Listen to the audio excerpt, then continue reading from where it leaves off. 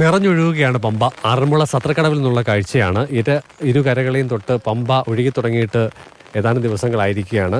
കാലാവസ്ഥ പ്രവചനം അനുസരിച്ച് അടുത്ത ഏതാനും ദിവസങ്ങൾ കൂടി അതിശക്തമായ മഴ തന്നെയാണ് പ്രതീക്ഷിക്കുന്നത്. അങ്ങനെയെങ്കിൽ ജലനിരപ്പ് ഉയരുകയും വിവിധ ഇടങ്ങളിലേക്ക്, പ്രത്യേകിച്ചും താരതമ്യേന താഴ്ന്ന പ്രദേശങ്ങളിലേക്ക് വെള്ളം കയറാനുള്ള സാധ്യതയുണ്ട്. റോഡിൽ മുട്ടണമെന്നുണ്ടെങ്കിൽ ഒരു 4-5 അടിയും കൂടെ മാത്രമേ ഉള്ളൂ. കഴിഞ്ഞതിനെക്കാട്ടി കൂടുതൽ വെള്ളം നല്ല വരവാണ് ഇപ്പോൾ ഉള്ളത്. പിന്നെ കണ്ടമെല്ലാം വയലെല്ലാം നിറഞ്ഞു കിടക്കുകയാണ്. പിന്നെ അതുകൊണ്ട് ശരിയായിട്ടുള്ള ആശങ്കയ്ക്ക് വഴിയുണ്ട്.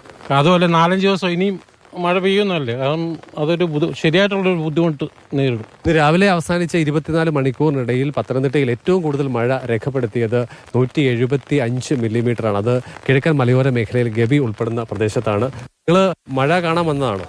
വെള്ളത്തിന്റെ ഇത് നോക്കാൻ വന്നതാണ്. നമ്മൾ പാടത്തിന്റെ അടുത്താണ് താമസിക്കുന്നത്. അപ്പോൾ അവിടെ നല്ല വെള്ളമുണ്ട്, കിണറ്റിലൊക്കെ വെള്ളം കൂട്ടിയിട്ടുണ്ട്.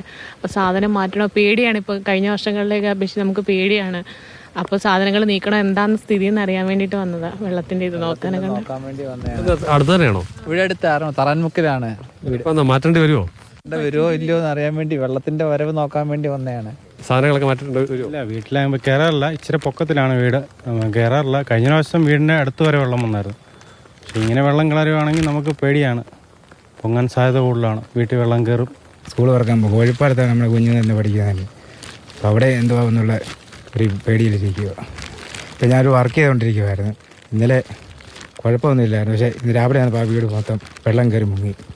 അപ്പോൾ ആ ഒരു അവസ്ഥയിൽ നിൽക്കുക. വർക്കിന് പോലും പോകാൻ പറ്റത്തില്ല ആ ഒരു അവസ്ഥയിൽ.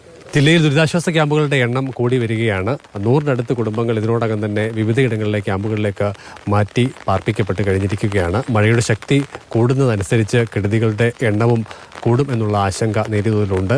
പലയിടങ്ങളിലും റോഡുകളിൽ അടക്കം വെള്ളം കയറി ഗതാഗതം മുടങ്ങി തുടങ്ങുന്നുണ്ട്. മാലക്കര കുറിച്ചുമുട്ടം റോഡിൽ വെള്ളം കയറി ഗതാഗതം തടസ്സപ്പെട്ടിരിക്കുകയാണ്. ഒപ്പം തന്നെ തടസ്സപ്പെട്ട വൈദ്യുതി ബന്ധം പുനഃസ്ഥാപിക്കാനുള്ള പ്രവർത്തനങ്ങൾ റാന്നി മേഖലയിൽ പുരോഗമിക്കുകയാണ്. വൈകുന്നേരത്തോടു കൂടി അത് പൂർവ്വസ്ഥിതിയിലാകുമെന്ന് തന്നെയാണ് പ്രതീക്ഷിക്കപ്പെടുന്നത്.